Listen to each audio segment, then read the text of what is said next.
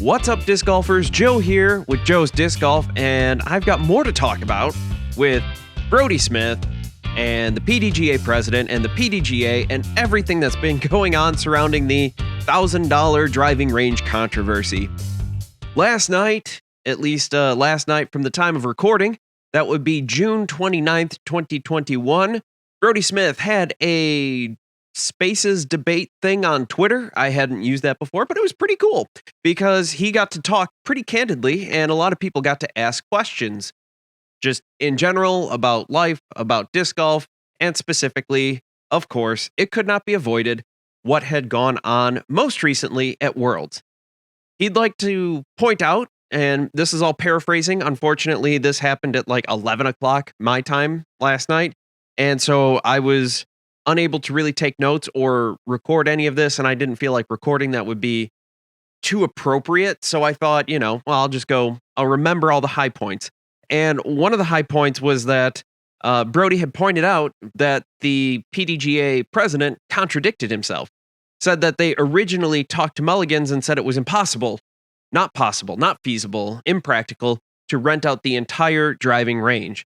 Suddenly, Brodie's able to do it, and oh my gosh, the PDGA does it. So there's a nice little contradiction there. Before that, the PDGA president, Justin, I'm sorry I'm not going to pronounce your last name because I hate butchering it, and said that, Brodie should have talked to some member of the PDGA to get that taken care of. Well, as Brodie had stated in this open debate forum, he said that it was about 35-ish minutes before his tee time and he wanted to get some drives to warm up and play properly. He got pretty upset that this was not the case, that they could not use the entire field, the entire driving range. And so he did eventually find someone with the PDGA logo on their shirt. Well, that guy said he would try to figure something out. And like anyone who works in any corporate structure, the guy that you found ain't really going to help much because he has to talk to his boss, who talks to his boss, who talks to his boss, and then at the end of the day, nothing happens. And guess what? Brodie happened to find this guy after his round and said, hey, what's the deal? How's the driving range situation? He's like, yeah, we can't do that. And so Brodie went and took it upon himself to get that space for the next day. And son of a gun, he brings it to light. He tried to handle it, I think, in a professional, calm manner behind the scenes. Like, hey, things slip through the cracks. He was really trying to help everything out. And unfortunately, that was not the case. The PDGA really just did not care. They didn't give a flying crap about what was going on and getting the players the proper space to warm up. And he went into a more detailed explanation about why he believes that the pros need to break away from the PDGA. And I tend to fully agree with that because the PDGA is not serving the needs of the pros. Apparently, people have also talked to him privately, other pros, smaller name pros, who would unfortunately probably be blacklisted if they had spoken out like Brodie did. But fortunately, Brodie is big enough to weather the storm, so to speak, and good, bad, or indifferent, that's what it is. Had said that for years, this had been the problem, that things like this have always happened, and many emails have been sent to the PDGA.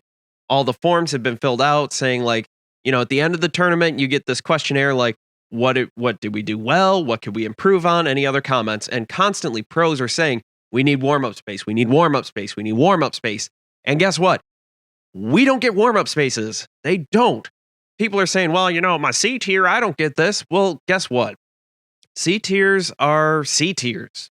Believe it or not, every C tier I've been to doesn't have necessarily a designated warm-up area, but there's usually plenty of space to warm up. On top of that, this is Worlds. This is supposed to be one of the top events for the disc golf community. And you don't have a warm-up area? That's pretty pathetic. That is really sad. So Brodie tried to do the right thing. He tried to go about this the right way and not have to spend his own money and get things fixed in the right ways. But unfortunately, that's just not what happened. So he had to take to social media and post about it. And guess what? Once that happened, things changed. He also said that apparently in the PDGA, the board of directors is more of just advisory, and that they don't have any real power compared to the actual PDGA employees. So the PDGA can just pretty much tell them to screw off. We're going to do what we want, regardless of what you say. Unfortunately, I don't know too much about that. It seems that way, given some of the comments that other staff members have made, other board members have made. So, yeah, I think there needs to be a serious overhaul of the PDGA, or the pros just need to break away. Make the DGPT the de facto pro area. Make that what the pros go to, not the PDGA. And what we can do to help encourage that, to help foster change in the PDGA, don't renew your membership. Don't do it. If you don't renew your membership and their numbers drop and their finances drop, they're going to take a hard look, hopefully, and fix what needs to be done. And honestly, that's what needs to be done. Is there needs to be wholesale changes for how the PDGA handles pro tournaments.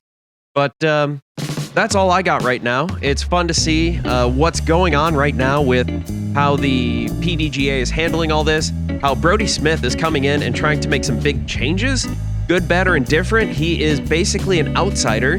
This was his first Worlds. He wasn't able to go last year because guess what? There were no Worlds last year.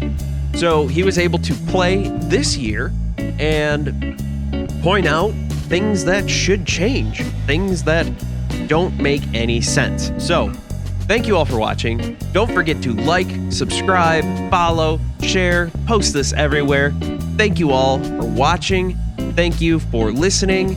And don't forget to, again, subscribe, like, rate, review, comment. Let me know what you think down below in the comment section. I try to get to everybody and try to talk to everyone that I can who comments. I love the discussion. So thank you all. And don't forget to thank Treesus when you get a great tree kick. And if you tend to kick deeper into the woods, well, you have transgressed against Treesus in some form or fashion, and maybe you should do some self-reflection and fix what you need to do. Thank you all for watching. I've been Joe. You've been awesome. And I can't wait to see you all in the next video.